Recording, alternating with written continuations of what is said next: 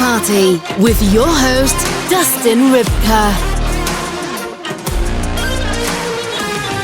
Hello and welcome to Sex Party. I'm your host, Dustin Rybka. With me on the show this week is Dominatrix, former adult star, OnlyFans and LoyalFans creator, Onyx Muse.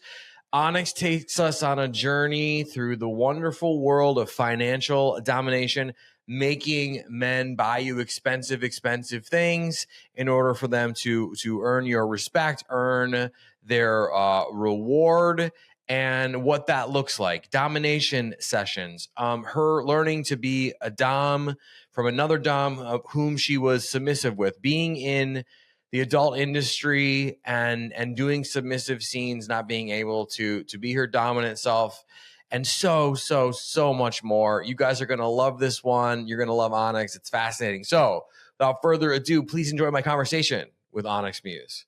This week's conversation. Onyx Muse, welcome to Sex Party. How are you doing? Hi, thank you for having me. Yeah, of course. Yeah.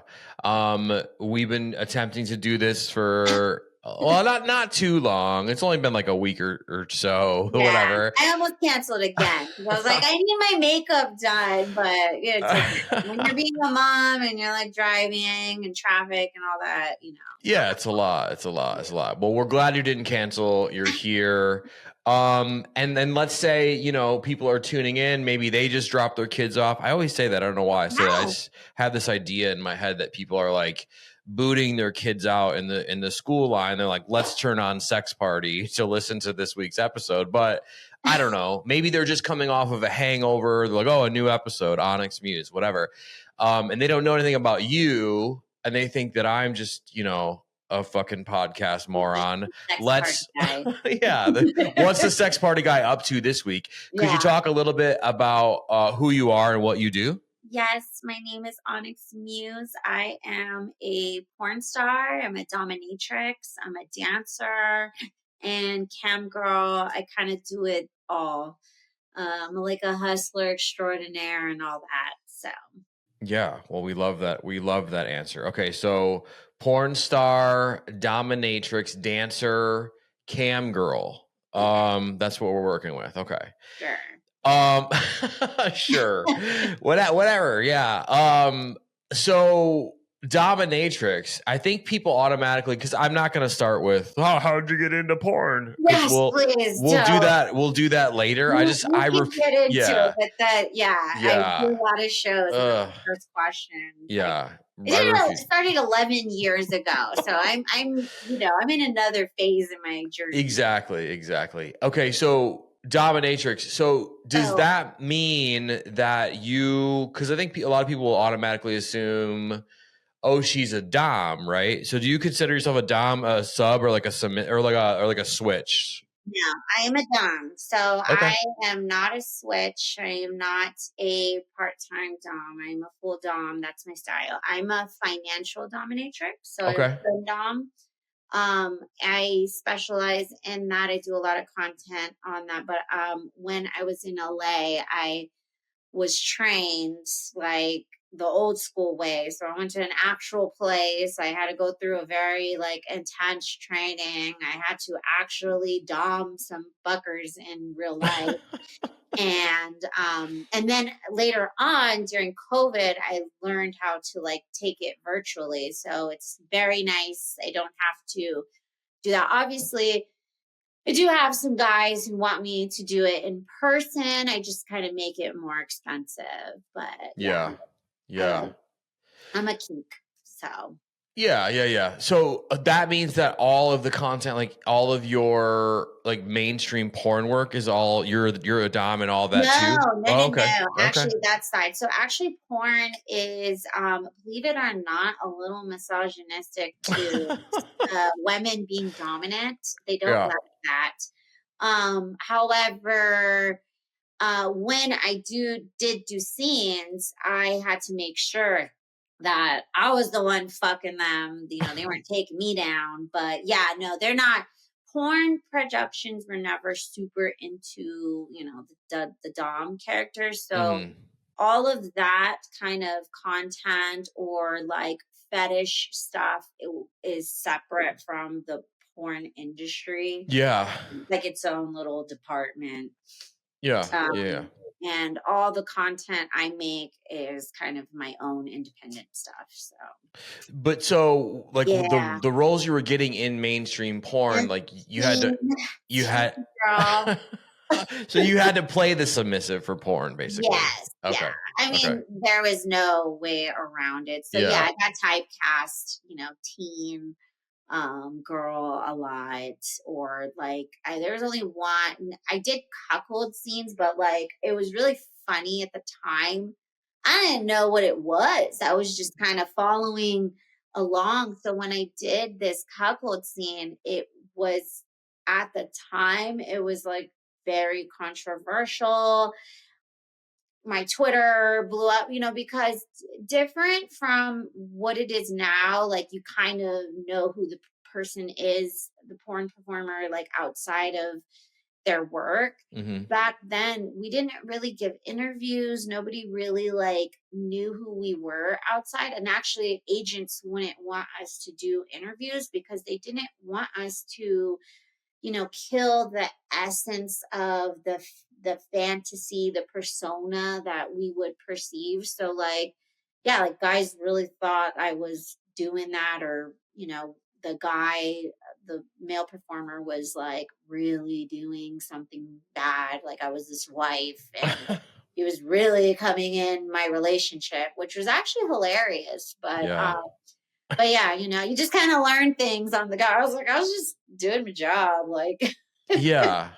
Well, and I think, it brings up an interesting point, right? Because if you are, I mean, I guess I'll just ask, right? Like, so if you are someone who's dominant in your real life and you're only getting hired for jobs where like, you're the submissive woman who's like, getting pounded by whoever, and you're a teen and whatever, all this shit, does it mean that you necessarily don't enjoy that work, or did you find enjoyment in somehow in being a submissive? Believe it or not, I did not enjoy, well, I don't know. Maybe people enjoy it, but really like a porn scene is work. It's not sexy. Like you do have to like stop and change angles and all that. So like in my personal like sexual life, like I'm not stopping. We are definitely getting to the point where I'm gonna do my thing. So it's so different, but it all depends. There could be chemistry. There's like a little fun side that you can do, but all in all, it's not real sexy work, especially if you get a bad like dialogue of like characters, like I did one of my last like scenes that I've done for production before I took a long break was I was able to request my boyfriend at the time. And I was so excited because I was able to like request him, and they made us step brother and stepsister, and it was really fucking like disgusting. Like just the dialogue alone, the script. I was like, this is not hot. And this is like my boyfriend at the time. Yeah, yeah. Well, and so again, like a lot of fascinating dynamics there, because I do, we do have a lot of people on the show who we talk about, like they do like, daughter swap, fucking taboo or whatever. And some people are really into it, it's always in the top 5 on the hub, whatever. And some performers, I've had performers on that are like, oh yeah, I do enjoy it because it's like so ridiculous that I can find a way to like have fun and be horny about it. And then other people are like, I just do it because there's a check. And then other people are like, I hate it. Yeah. Yeah. So it sounds like you are the I hate it part of the taboo stuff or whatever. I mean, I love some taboo, but just kind of on that end, I'm not into that. Yeah. If you were like the Starbucks barista and I, or my cannabis like delivery guy, pizza guy, that's hot. Like that's hot to me, but that no, like I'm not into that. So I did these like I went to these really crazy actual like sex parties before I got into the business that I don't know. I guess I thought, when you're going into the major leagues of professional, that it was going to be somewhat similar. That I was like, wow, like those parties were actually a lot hotter than. Yeah. Right. Well, and I think, are you still doing mainstream porn? Or are you still on okay. Yes. So you stopped like a couple years ago doing mainstream or? Yeah, a couple years ago, I had a custody battle. I'm a mom now, but I had even stopped a little bit prior to that. Just, conflicts with contracts and stuff like that. Sure. There's a lot Yeah. of politics that go on. But now with OnlyFans and webcamming or, other platforms, I just do that. That's more, I have a Right. lot more fun because I can have the freedom to like make content that I want. I can, make content with people that I want to now. So, yeah. Yeah. Yeah. Um, I mean if you, especially if you're like making, you can like set up a studio in your fucking house if you want to and just do shit or whatever. Yeah, right. Yeah. Yeah. It looks awesome, by the way. And if you're listening on the audio side, do not stop and run over and look at what she's would just finish the audio fucking Just thing. subscribe to the OnlyFans Boca show. You'll be able to see it that way. Right. Yes. We will definitely be encouraging them to do that. Towards the end of the episode too. Well, I mean, this is really fascinating for me. And I think to explore that further, I mean, when you were in mainstream, you kept getting kind of forced into the submissive role, which, I'm not going to speak for you, but obviously like that wasn't your thing, right? It wasn't my thing. Yeah. And of course, I pushed for it. Yeah. I had to later on, because the whole thing is you can either get into this just kind of being a pretty girl and whatever. I also had like bright red hair. I just recently changed my hair color, but so my whole career I had red hair. And I really wanted my brand to be a dom because that's what I did in my private life. And it just took me, shoots were not, there wasn't a lot of shoots. So like to even just get a shoot was like, hey, look, I'll take it.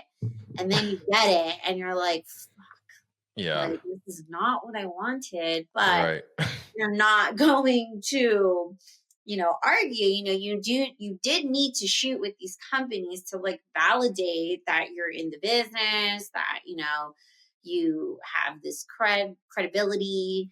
So it's it's like, I'm gonna get the check, I'm gonna play the role, like I'm not gonna be a diva about it. But personally for me, it wasn't what I wanted to do. Yeah. Yeah. So what did it take to be, because I'm a very dominant sexual person. Like, and so if someone was paying me and they're like, you have to be a sub, right? You have to bark like a dog or whatever the fuck, right?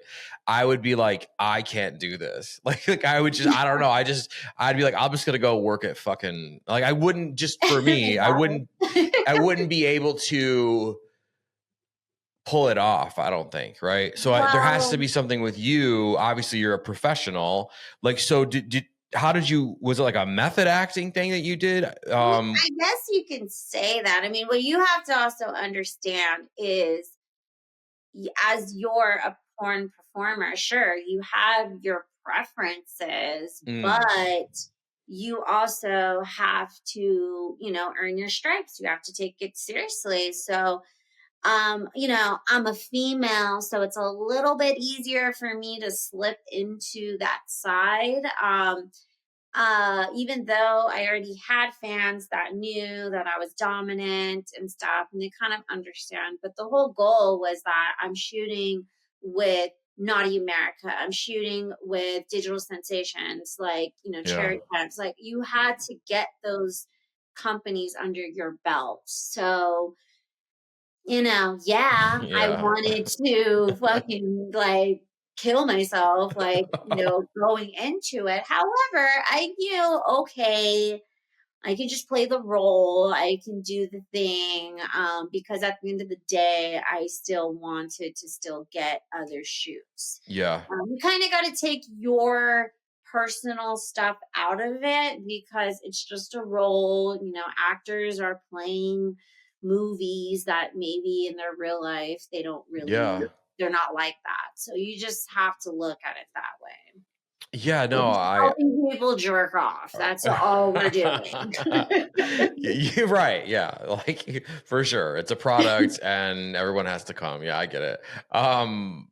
Yeah, that's so. I just love that this is already the story that we're telling on this episode, because it's different from a lot of episodes that I've done, and so I'm just fascinated, like, because for me, the psychology of the power play and the dynamic, as I'm sure, right, and we'll get into it a little bit more, because I think it's just amazing to have you, someone who's professional, on, and we can talk about the stuff that, like, because for me, like, I can't, and I'm hearing more and more from women actually than men are on this topic, but it's like, if it doesn't matter what the person looks like, it doesn't matter like how fucking whatever they are, how hot they are, whatever, if it's like, if there's not like a mental component for me, I'm not gonna come, right? And like, I think Right.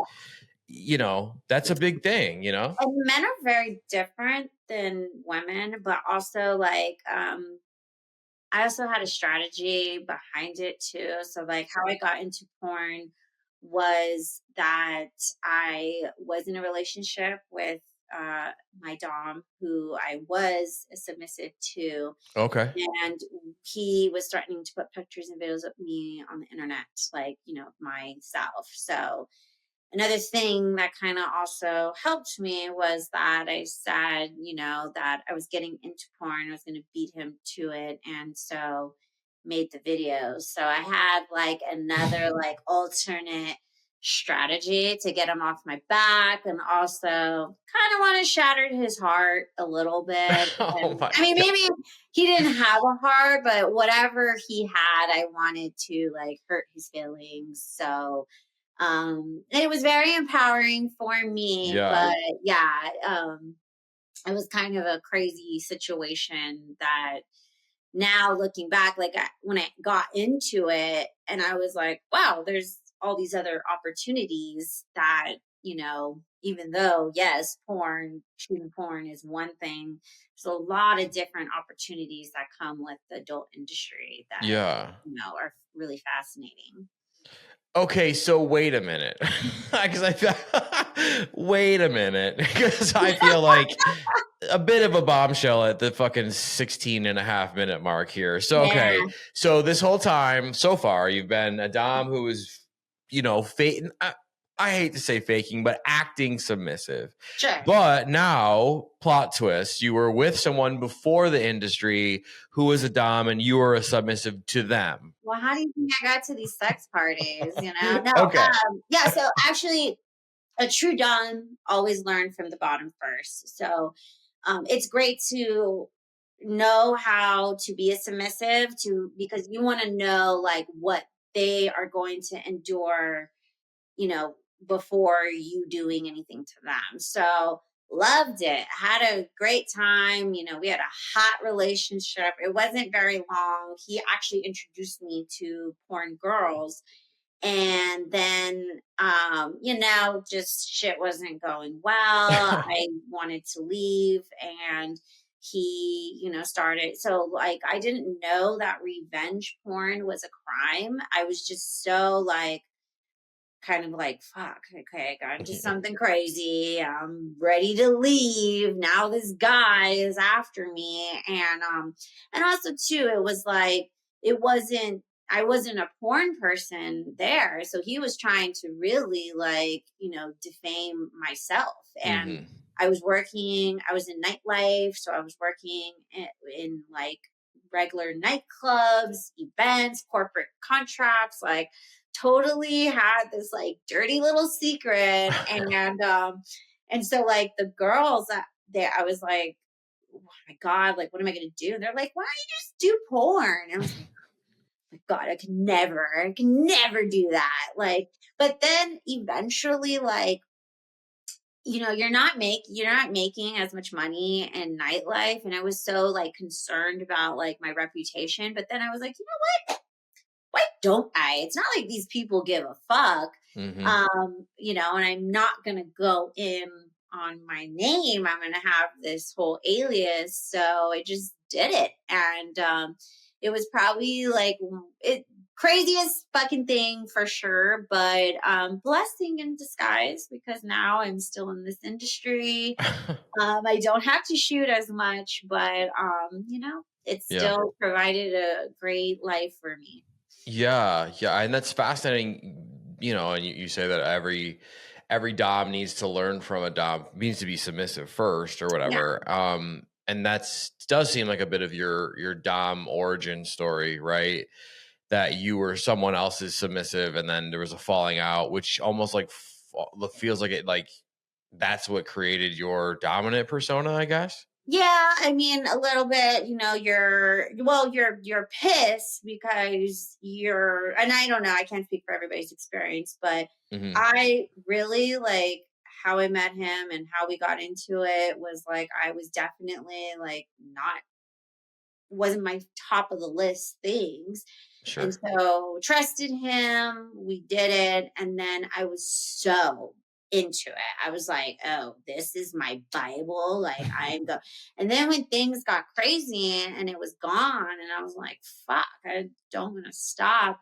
So how I got into FinDom, like how I trained to be a Dom, and this is like super funny because I was like, all right, he was stalking me. So I was like kind of crazy. And before I did porn, I trained to be a Dom, but I was also like, okay, do I go to Vegas and be a stripper? Or why don't I try this out? Which is like, I'm crazy because like, who would do that? But I did. And so I responded to this ad. Like the ad for FinDom was so like captivating to me because I was like, what the fuck is that? And I went to this meeting and I remember in the interview and the guy's like, oh, so like what's your experience like with fetish? And I kind of like got a thought of like my ex, and I was like, you know what? I was like, this is fucking crazy. I don't even know why I'm here. This is stupid. I was like gonna leave. And the guy's like, no, no, no. He's like, I think you'd be really good at this. He's like, but look, he's like, you got to understand. He's like, you need to want it. So like, if you want to do the training, he's like, I will train you. He's like, but I need your undivided attention. So you need to turn your phone off for like an hour. Now I was like 23 at the time. So you tell a 20-year-old to turn your phone off. And I was just like, the hell? Who are you to tell me that? So I left, and then like it was still like in my head. So like I came up with this idea, and I was like, I had my cousin with me at the time, and I was like, hey, look, got this like plan. I really want to do this, but I don't want to go alone. So like, why don't you go with me? And she was like, okay. And I was like, yeah, and the guy's crazy. Like, we'll just fucking like hit him and leave. And and so we did it. And I think I freaked my cousin out. My cousin was definitely like not like, she's a little younger than me, so she wasn't there. She was like there for my moral support. Sure. But when we did it, I totally like felt, I loved it. There was other women who were training from like different areas of the country training to do this, but it was like real shit. This was not online. This was like you're using online to meet the guys, but there was like a whole system to not only validate that you're a Dom, but also like getting the money and doing the thing. And I became really good at it. The guy, he like wanted, I became really in demand, and it was like funny because he would message the guys and like tell them I'm like super sadist and I'm really experienced. And I'd be like, whoa, hey, I'm trying to learn this. Like, don't put me on the spot. But he was really trying to like, just sell me. And I had to like use his space. So there was like a percentage break that went through him, but I got annoyed. He kind of did something like disrespectful to me. So then I was like, you know what? I was like, fuck this fucking guy. I was like, I'm going to Vegas. I'm going to dye my hair red and I'm going to do this on anybody. So like at the time as I was like learning, anybody was getting it. Uber driver, fucking, people in the hotel, at the casinos. I just tested it on everybody. I learned a lot of safety tactics, but yeah, no, and it was great. So it's always kind of been my little thing. And then during the pandemic, I took it online. So I do virtual shopping, virtual dates. Sure. And I drain their wallets virtually. They're not even there. I go into high-end stores and I make them buy lingerie, shoes, whatever the fuck I want. Okay. This is great. And so this whole time when you went to this guy and you were like, like using his space and he was like teaching you FinDom. Mm-hmm. Okay. So can you take a second? Because, we have people here that are new, right? And we love newbies. Noobs make the fucking world go round sometimes. And so we love you newbies. And if they don't know what FinDom is, will you explain what it actually stands for and what it is? Yeah. So FinDom, it stands for Financial Dominatrix. So as I'm a dominatrix, men have like their fetishes. They're into ass, tits, legs, whatever. So like if a guy asks like, what is my fetish? It's money, it's shopping, it's everything lavish, it's whatever the fuck I want. And it's definitely transaction based. So it's not, for the guys that are like, oh, like things being transactional. Well, that's not for you. Yeah. Okay. So how in the world, like when we said you're like practice on the Uber guy, you're like, you're going to give me this ride for fucking free. Or like, well, how did you do that? So I'm a sensual dom, but so there's like a way that I do it. But like, let's say the guy is like really attracted to me and wants to try to shoot a shot to like ask me on a date or whatever. I just kind of took the opportunity where I somewhat like lured him in, made him feel like everything was normal. And then when he said that he wanted to take me on a date, like want to take me to dinner and whatever, and I'd be like, oh yeah, I'll pick, like, here's the address, meet me here. And they would meet me at a store, and then they would be like, oh, like, what is this? Yeah, here you go. Like, so here's the test. If you pass, you'll take me to dinner. But if not, then, I need all I need to know. Okay. So like what store are we picking? Are you taking them to we're at Chanel, we're at Versace, we're at Fendi, we're at Louis, we're at the big ones. We're not at like Walmart, so. Right. Yeah.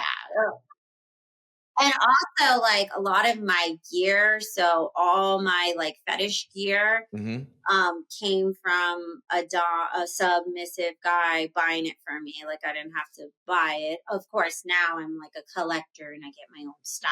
Yeah. But yeah, like in order to like validate, that you first, when you get your first like arsenal, like the guy usually buys. Everybody's journey is different, but yeah, it's pretty amazing. Like, I mean, when I like learned this, I was like, there's no way that this is going on. And now I'm like, holy shit. Like, so I have guys, they buy me like Supreme like shoes, sneakers. Like they'll buy my used sneakers and I have them replenish it with like expensive like dope kicks. I mean, you do have to kind of go along their fetish. So if they're into feet, the shoes is the big thing. but you just be selective. I go into a lot of lingerie. The lingerie stores, they know me. I go in and I don't fucking like, I don't ask. I just go in with my tripod and just film it. So like when the guys come around, they're like, oh goddess, I'll do anything for you. And it's like, oh, anything. Yeah. Okay. Yeah. Here you Let's go. find out. Yeah. Yeah. Okay. So what percent, I mean, cause if you're, if they're like attracted to you, and when you first started, was there a percentage of people that would meet you out front of Fendi and be like, oh, I'm out. This isn't for, oh, okay. Okay. So, okay. Question one, how many times did that, like, what percentage would you say did that happen? It happens a lot. I would say, it could be like 40%, but, oh, okay. And you have to understand, okay, maybe like 50%, it's a 50-50, right? Yeah. Half of the time they're going to say, go fuck off. But if you are dressed to the nines, got the hair done, makeup done. I mean, it doesn't have to be all, but like if you're a hot ass bitch and you're in your hot ass fucking shit, the guy comes and he meets you. Mm-hmm. I mean, yeah, he can leave, but most of the time they don't.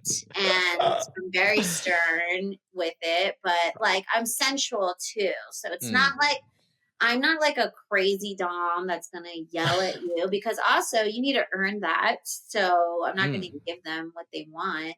But yeah, there's a lot of times when you leave. Now, when you leave, you don't do it. Guess what? I'm in the back of their fucking head, right? They're like me, where I was like, oh my God, I turned this down. I didn't want this, but then what ended up happening? I wanted it. So it's very much a psychology kink. Yeah. And it's almost like playing poker. Like you got to have your poker face, like whatever. There's so many times guys are like, oh, fuck you, bitch, blah, blah, blah. And it's really funny. I laugh, but then they end up always coming back. And they're like, wow. no, you're just so beautiful, and your smile, that's what they're really going for. Right. Their smile. But this is not for everybody. This is not your typical Johns. These are some guys. These are your 1%ers. These are your very wealthy guys. These are your guys who are in charge. So naturally, like in their everyday life, they're the boss. So everybody is sucking their dick and fucking trying to, appease them. So when a beautiful woman is not doing that to them, calling them, insulting them in a way that like none of these people would do that. Psychologically, that kind of gives them a boner. So yeah. That's what I mean is like there's a psychological component. I mean, this whole thing is psychological. Yeah. Because you're turning the tables on them, and that's like what's doing it for them, because it's like breaking the the fucking norm. Every guy, I mean, okay, look, like, we're in this society with all these podcasts. So yeah, a guy can sit there and go in front of the store and say, fuck you, and leave. Well, then he's just like everybody else. But they want to know at least, like, wait, hold on. No one's ever done this. Where is this leading to? And if they actually like did it, well, there's a treat for them. There's a reward. And that's, well, you can't reward them if they didn't do anything. Yeah, I mean, I don't think they have to yell "fuck you" either. Like I feel like that. Like maybe it's just like, oh no, thanks. I didn't realize this was gonna be a fucking. It's not always like that, but like maybe they do it in text. But it's funny. But yeah, like I'm gonna fuck with them. I mean, sure. I mean, the thing is like if they're the Uber driver or the guy, it's like, okay, bro. Like first of all, like. What, you think I'm just gonna go after the Uber driver? You think I'm just gonna go after the guy? You think that my time is so available to anybody? No, it takes requirements. And it just kind of goes back to where women are having standards. And if guys are gonna fucking catcall, and obviously their whole motive is to fuck us, right? Well, we're gonna, okay, here you go. This is what I want. And actually, in Findom, there's there's no sex involved. It's all this, narrative of Mm-hmm. psychologically playing back and forth. Yeah, and that's the other part too, right? Is so now that we've established, FinDom and that it is this psychological kink or whatever. Um, and you said there's a reward system, or whether they get to see you wear the jewelry, or maybe, I mean, how does it? So the reward is they'll actually get my femdom side. They'll get their whatever it is. They'll get their session. So the whole Mhm. thing is I'm not like a dom where you're like, all right, I have here's the session and we're doing it.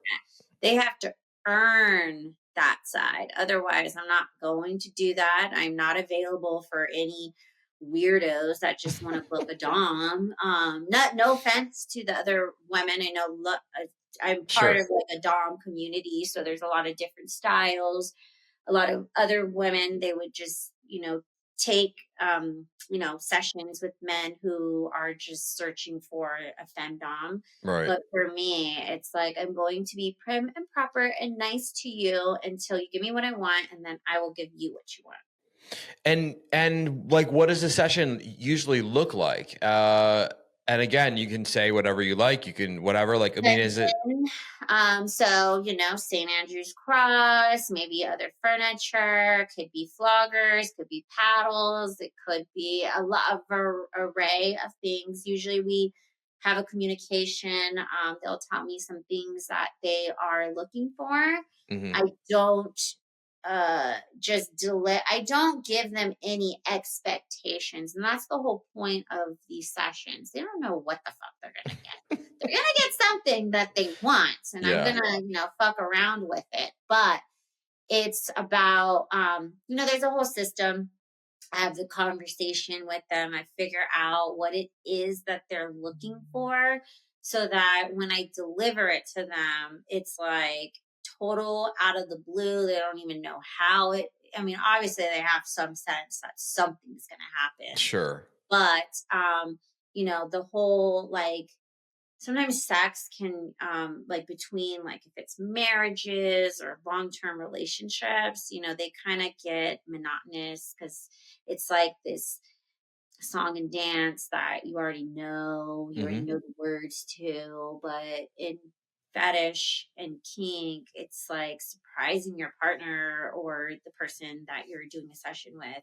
Sure. And they have no idea like what's gonna happen, and I love that. Yeah, and I would imagine like your radar in terms of not only picking or sort of attracting men has gotten so much better over the years, but also, your formula for figuring out like what men will be into while they're like, purchasing your bag or your shoes or whatever. You're like, oh, this fucking guy likes, a gag ball and whatever.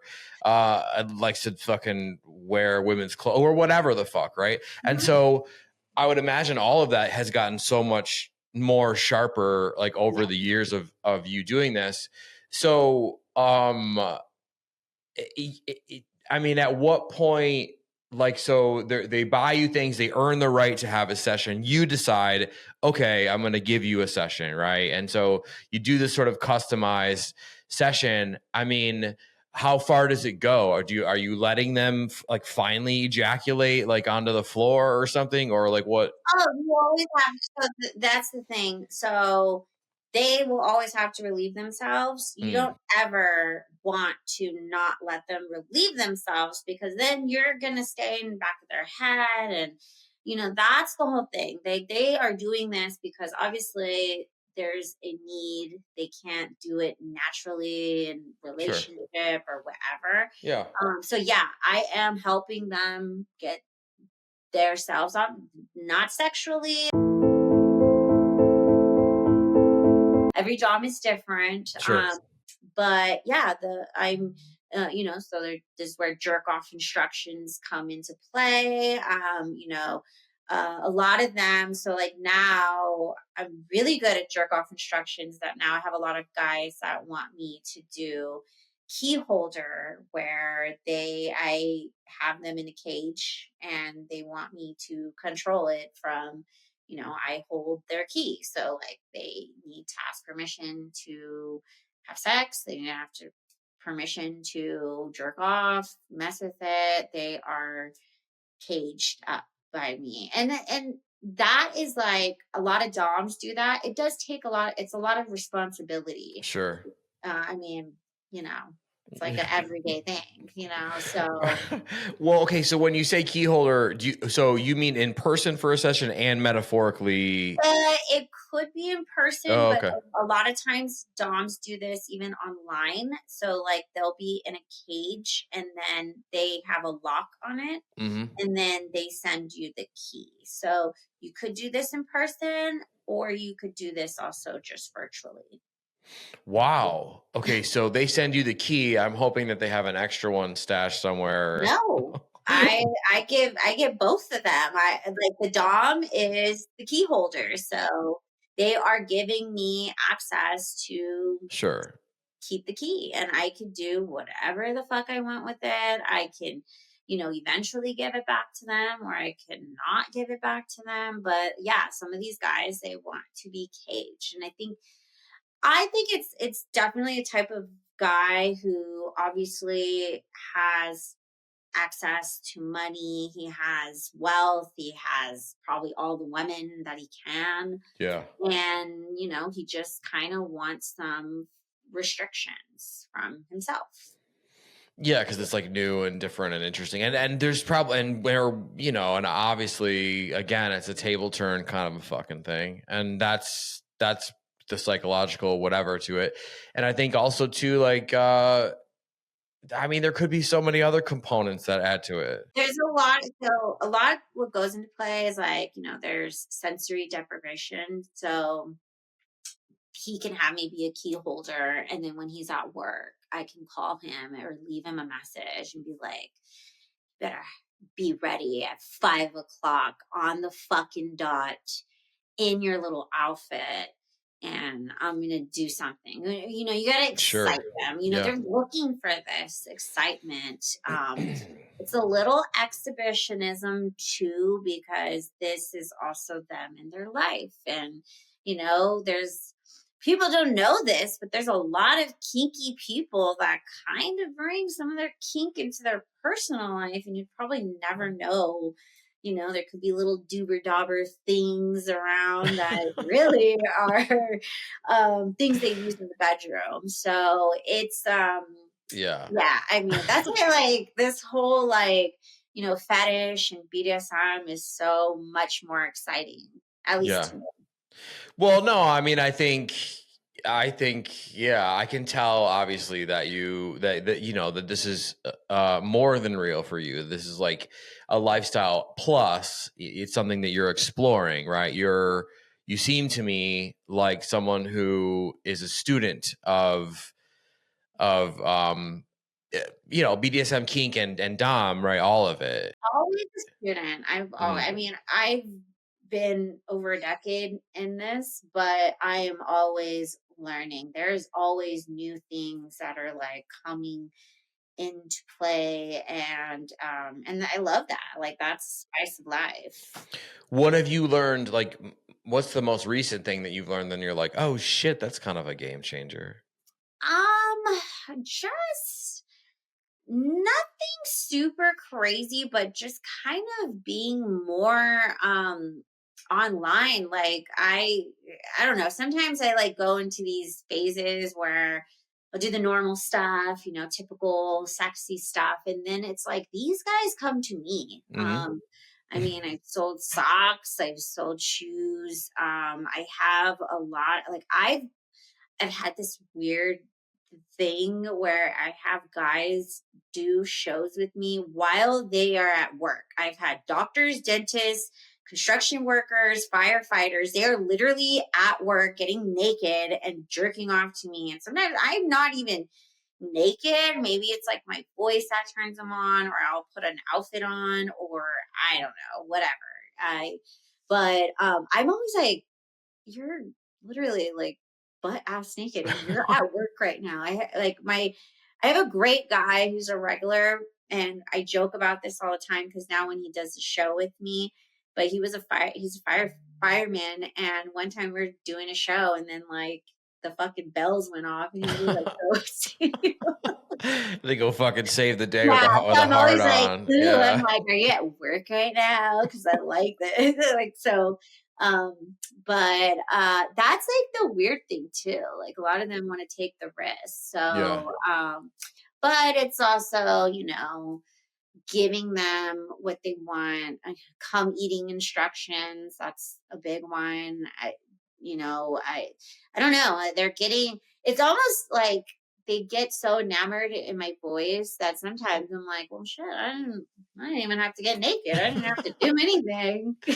Well, are you normally getting naked and then they're just jerking off to you? Like, Times I am, but sometimes these guys, like maybe it's they have like a lace panty fetish. They have like a upskirt thing, right. stockings, heels.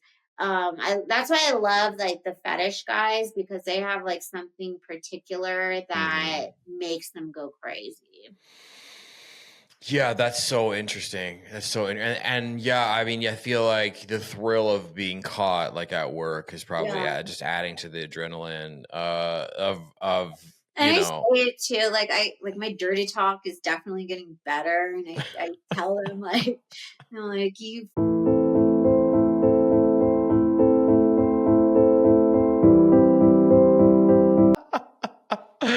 Wow. Yeah. Yeah. Okay. So, because I have so much more I want to ask you, and I see the fucking clock ticking away, which whatever. But so okay, if this is you know, clearly like you get off on this in your own way, like the power, obviously, the fucking gifts, the control. You know, being a dom is not just about like.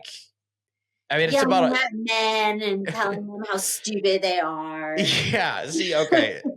Yeah. All right. Yeah. Yeah. Because that's a misconception. Everyone's like, "Oh, you're dumb," so you just like yell at us and tell us how stupid and dumb we are. And I'm like, "No, it's all about consensual. Like, if that turns you on, but no, I'm not going to just like come out with it." So I always get a lot of guys like when I have my content, and they'll be like, don't dom me, like don't. Or I've had like very masculine guys if it's like podcast, and I'm like, I don't dom unconsensually, like you have to pay for it. yeah, and plus it's like I mean, no, it just look, consent is all I have to say on across the fucking board. I mean, it just sort of like puts you in a space where you're like, oh shit, I think it could happen, but at least I consented to it. Like there's just something different about that, because look, there's the fear of humiliation, right? But there's also the fear of like, I might get killed. And like when you have consent, you don't have to worry about getting killed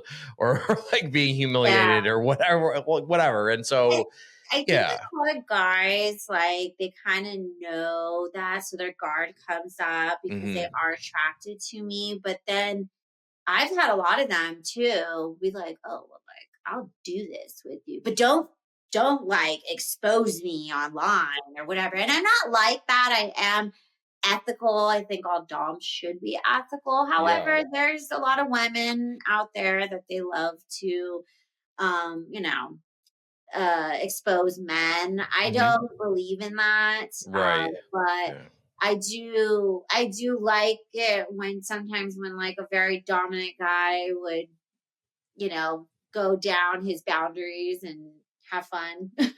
Well, okay, explain a little bit more. What do you mean go down his boundaries and have fun? Like what? Well, I mean, he would let his guard down of like, you know, his boundaries that he wanted. Those are like his hard limits, like maybe not into that.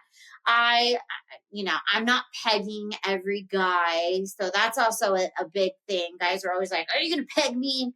I'm like, no, I'm not super into that. Like, But you do pegging. I have done it. I actually do not do it anymore. It's very like, it's a lot. It's a lot of work.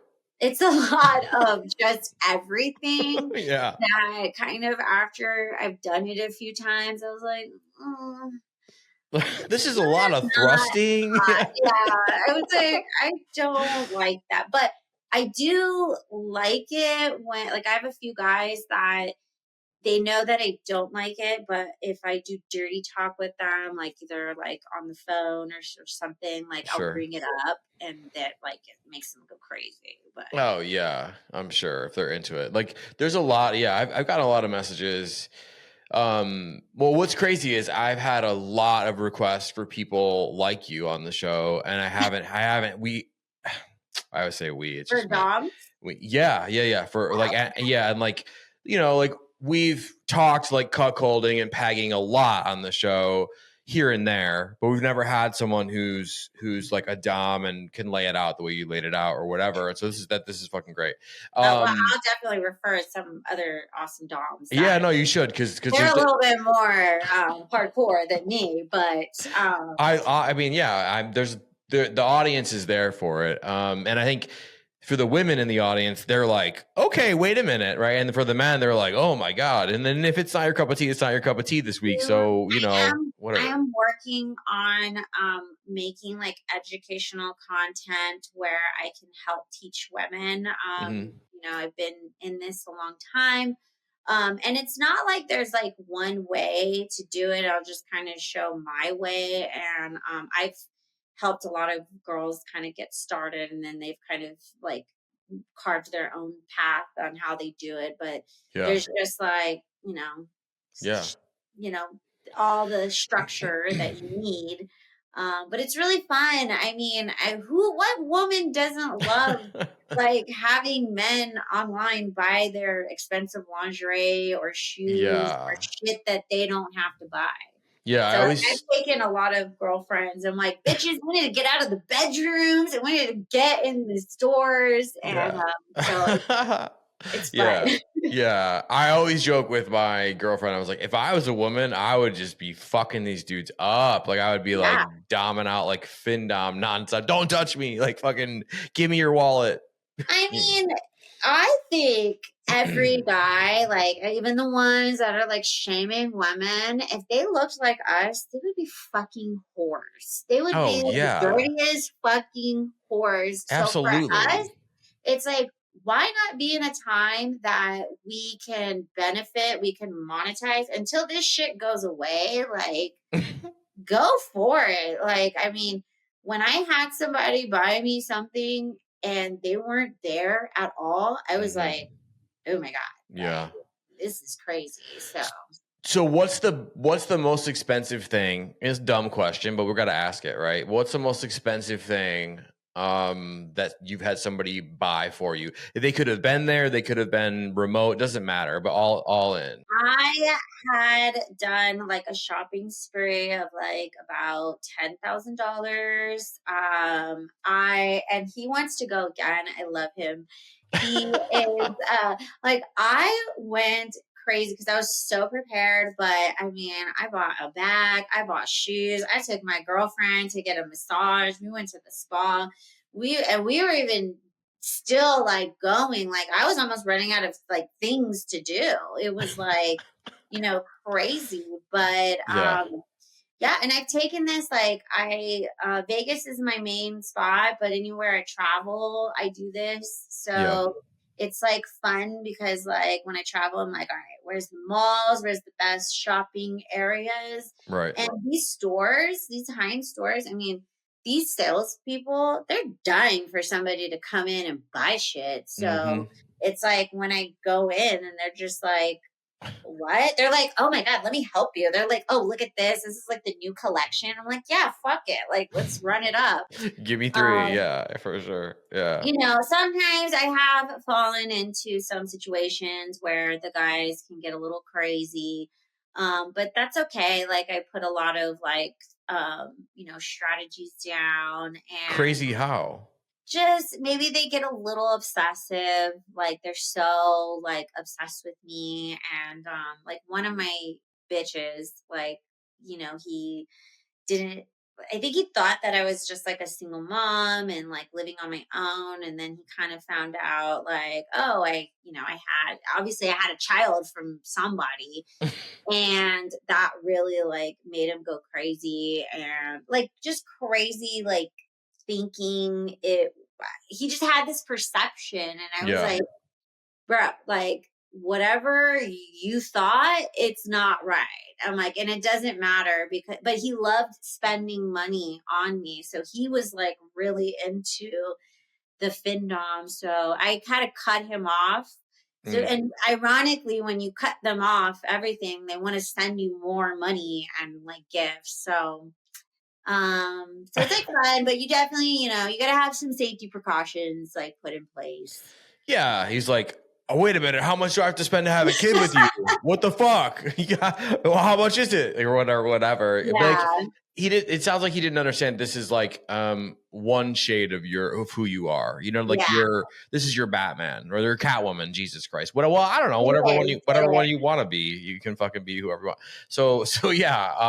So it's like funny because like sometimes like my girlfriends will be like, God fuck. I'm like, I gotta go to the store. Somebody bought me shoes. And my girlfriend's always like, how do you have like why is everybody buying you shoes? I'm like, it's a long story, but yeah. I'm like, I can help you do this. Like so okay, what I want to I only have a couple more questions, but like fascinating. And I think what I want to ask is and feel free to only answer what you're comfortable with because I'm not that show and it doesn't matter. So I'm not going to fucking push anybody. I think it's stupid. I think it's, again, consent, right? I think it's better when you get real answers that people want to give. I'm not the show that's going to be like, but wait. So what, if for you personally, like what makes you turned on? What makes you have an orgasm? What makes you come? Is it thinking of the things that you've done to all these gentlemen and like masturbating to it? Or is it something completely different? Or no, not at all. Whatever I've done to them. Honestly, I like what I personally like is probably a little different. Like, obviously, I'm in control. I can do whatever. So when I have like a man, like really like kind of not that I'm submissive, but if I have a man that goes, look at, I'm picking this and we're doing that, but like surprises me and that I love that shit. Like, yeah, like give me the unexpected because it's like I'm always in control. I'm always doing the things like planning and doing this and that. So it's like to have a man who wants to do that. I love that. And then also like if we can just have this really like intense sexual like time together, I love that, so kind of like my world, I have a duality. Like I am a super freak. I do these things, but what I actually am turned on to is completely different from what I do in my work. And it's like I always have guys that are just like they write me all the time, like, oh hey, like if you want to do collabs, like I'm this and that and whatever. And it's like thank you. Like obviously, I mean I get it. You see a hot girl, she's doing OnlyFans, but I think a lot of guys can be like one dimensional, thinking that every girl is just on OnlyFans getting busted wide open and shit. Well, I mean, what a fucking intriguing answer. And you were truthful and yet vague enough that I think that's perfect. And so we'll leave that there. I absolutely love that because it is so real. And I think, to do what you do, it takes aggressive respect for yourself and for the work, right? So I think aggressive respect respects aggressive respect. You kind of see that in another person too. And I mean, no shade to any women who are doing that. I love that for them. I've just kind of, my niche has just kind of fell into that. Like I do still do the normal solo and stuff, but it's like when I get the fetish guys, I'm like, ooh, So, okay. That being said, like, what is your OnlyFans like mainly comprised of? Like, if somebody just wants to come watch you masturbate or something, they can do that on OnlyFans as well as. So, Oh, okay. I have like LoyalFans. I'm kind of trying to put most of my fetish stuff on there. Yeah, we love It's LoyalFans. just a process, but like OnlyFans, I do a combination of things. I mostly do solos, girl, and fetish. Okay. So maybe someday a guy wants the regular stuff, or maybe I have a wide range, but like I've done so much dom stuff, so I have a great fan base that they kind of know. But sometimes like they'll be like, yeah, like like some guys call me like a cuckold queen, and then like other guys are like, what is that? So it's like, whatever, like, yeah, watch the porn, you'll get it. But so you gotta take care of every type of customer. That's true. Yeah. Well, I just think that when they, when they're like, oh, she's dom, fin dom, fem dom, like all this shit, I think they assume that's the only thing that you do. And so I want to like point out, like, no, I'm sure there's some other stuff that's there. Very hot solo stuff. So like if they don't want that, that's okay. We can still do the sexy thing. But if they want to like spice it up and get kinky, I mean, if you want to see me with my girlfriends, I do a lot of collabs with a lot of amazing performers, but yeah, when we get kinky, right, that's that button. Yeah, for sure. And like, if you do you collab with guys at all on OnlyFans or LoyalFans? Okay, yeah, really. that only that if I've done guys, they've been a submissive. Yeah, that's my next question. You just answered it. Before we jump out of here, I do want to like talk about your podcast because I've heard incredible things, and I think if they've enjoyed this episode, obviously they're going to want more of you. So tell me about your podcast. So my podcast is Sin City with Onyx Muse. I have intellectual conversations with many different guests, but I do work with a lot of performers. So I like to get a feel for like, their journey and what they're working on. We do talk about some salacious stuff. And most of my interviews are in like lingerie or like sexy wear. So, just started, but it's on my website, onyxsocialclub.com. You can check it out. I'm adding the full episodes, and I have a lot of new episodes. And so final question. I guess it's answer however you want because this is your episode, right? But like, if there's someone out there that wants to get into what you do, maybe give them some advice. But at the same time, let's say there's a woman or a man out there that wants to embrace their sexual side of being submissive. You could give them some advice as well. I would say every woman in the world needs to tap into their findom. Mm-hmm. This is stuff, really, like everything that I learned and everything you will learn to be a findom, it's really changing everything you've ever learned in your life and learning your power. You need to learn your toolbox of like how to do this. And it's not that like, I always feel like findom, these guys, like when it happens, it's kind of like Christmas. It's like a miracle. It's a high that really like happens, but it's empowering. I think men need, whoever may be interested in it, definitely try it out. You never know. Like, I think men can be so like restrictive to learn, like trying new things, because we live in this masculine society. So they don't want to like, there's a lot of pressure to not be a beta bitch. You're not a beta at all, but it's like, what is the reward? I think the reward is hot. I think, edging, like, where you are turning things on, but you don't necessarily come, and you're like stretching that time. And then when you actually come, it's more euphoric. It almost feels like you popped a Molly, but it's actual, like, just psychological stimulation. Right. So try it out. Like, you never know, you might like it. Take it from her, Onyx Muse. Thank you so much for being with me on the show. Thank you for having me. Yeah. I'm so glad I got to do this. Yeah, me too. Yeah, I'm really glad that we got it taken care of, and it wasn't, another fucking. Well, we would have got it. It doesn't matter. We got it. Whatever. Yeah. Dress up more.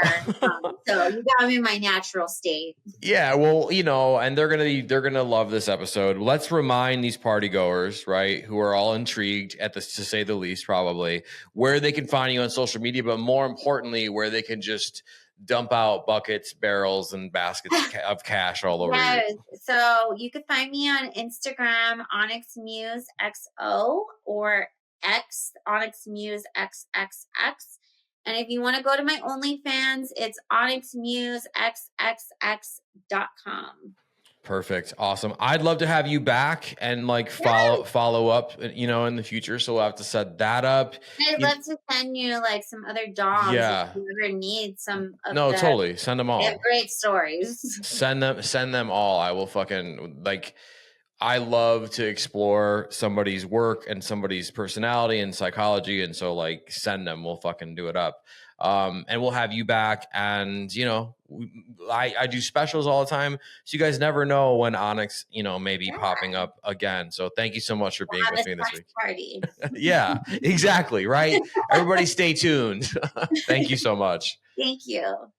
Huge thank you to Onyx Muse for being my guest this week on the show. Make sure you go check out everything she is doing. Go over to OnlyFans, LoyalFans, buy some content, have some fun, enjoy yourselves. Follow her on Instagram, follow her on Twitter if you're still on Twitter. If you're loving guests like Onyx, you want to see her again, she will be back in the future, but you're loving Sex Party, right? And you just don't want to miss an episode. You want to keep the party going. How can you do that? Well, if you're listening to this on platforms like Apple or Spotify, you could leave a rating, you could leave a review. Those things are nice, but what you really want to do is you want to make sure that you're subscribed to the show so you never miss a new episode every single Wednesday. I get you as a subscriber. You get shows every single week. It's an awesome deal, right? It only takes a second. Click subscribe, especially if you're subscribed or you think you're subscribed on Apple Podcasts. They've been doing a weird thing where they've been unsubscribing people from certain shows for whatever reason. So go to Apple Podcasts, go to Sex Party with Dustin Rybka, upper right-hand corner. You're going to see a circular icon. Could be a pause button, could be a weird symbol. If it's anything but a check mark, click that button. Drop-down menu will appear. Click on resume subscription, resume download. Boom, you're resubscribed. If you're watching this on YouTube, I love you. I see you. I appreciate you. If you're watching on YouTube, are you more of a dominant or a submissive person in the bedroom? Let me know in the comments. And also remember, you're on YouTube. Censorship is a thing. If you're watching on YouTube, you want to show some love, some appreciation, some desire for the show. What can you do? You could like this video. You could like all the videos. You could leave a comment, whether positive or negative. I will interact back with you. But the most important thing you could do is subscribe to the channel so you never miss a new episode every single Wednesday. As always, I'm available in the DMs on Instagram. And I will see you all right back here next week. Thanks for listening. The party continues next week. Click subscribe and let's make this a regular thing. Follow the show on Instagram and Twitter @SexPartyFM. Follow Dustin @DustinRybka.